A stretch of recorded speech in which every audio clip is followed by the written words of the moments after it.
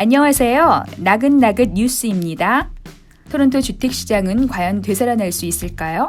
거래 절벽에 서 있던 토론토 부동산 시장에 회생의 조짐이 보인다는 소식 전해드리겠습니다. 토론토 부동산위원회가 발표한 5월 보고서에 따르면 5월 한 달 동안 광역 토론토에서는 총 4,600채가 넘는 주택이 거래됐다고 합니다.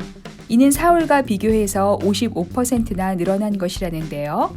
신규 매물도 4월 대비 47.5% 늘어 코로나19로 거래가 뚝 끊어졌던 지난 4월과 비교하면 희망이 보인다고 합니다. 사실 지난해 같은 시기에 거래량과 비교하면 거의 53%나 감소한 양이지만 외부 활동에 제약을 받으면서도 이 정도의 거래량을 보이는 것은 놀라운 일이라는 거죠.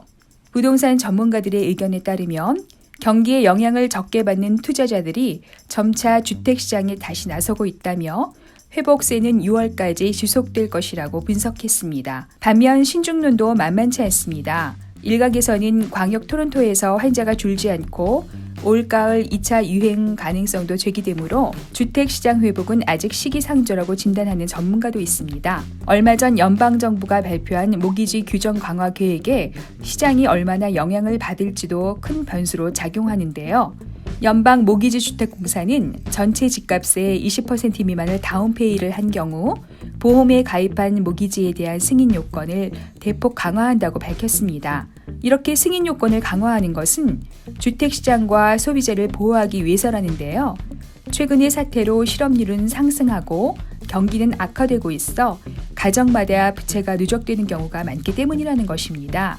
7월 1일부터 시행되는 새 규정에 따르면 우선 한 달 소득 대비 부채 비율을 낮춘다고 합니다. 세전 소득 대비 모기지 상환금과 이자, 재산세, 6개월치 관리비 등의 부채 비율이 이전에는 39%까지 가능했지만 이제 35%까지만 가능하다는 것입니다. 가계 생활 부채 외의 다른 모든 부채, 예를 들어 보험을 제외한 신용카드, 학자금 대출 등 개인 소득 비율도 44%에서 42%로 낮춘다고 합니다. 모기지를 얻을 수 있는 개인의 신용 점수 또한 600점대에서 최소 680점 이상으로 올렸습니다. 이 외에도 사설 대출 등을 통해 10% 미만의 다운페이먼트를 할 경우 정부는 이를 자산이 아닌 부채로 간주하는 등 다각도에서 모기지 승인 요건을 상향 조정해 모기지 얻기가 대폭 어려워진다는 것입니다. 이와 관련 주택공사 이반시달 최고 경영자는 가을까지 주택 소유주의 20%가량이 모기지 유예를 신청할 것으로 전망된다며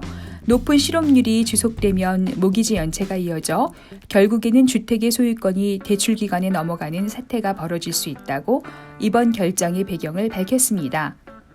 그러나 일부 금융 전문가들은 이 같은 정부 조치가 거래량이 크게 감소한 주택시장에 찬물을 끼얹을 가능성을 경고하고 있다고 합니다. 한치 앞이 보이지 않는 요즘 같은 시절에도 사람들이 집을 사고 판다는 사실이 더욱 놀랍습니다.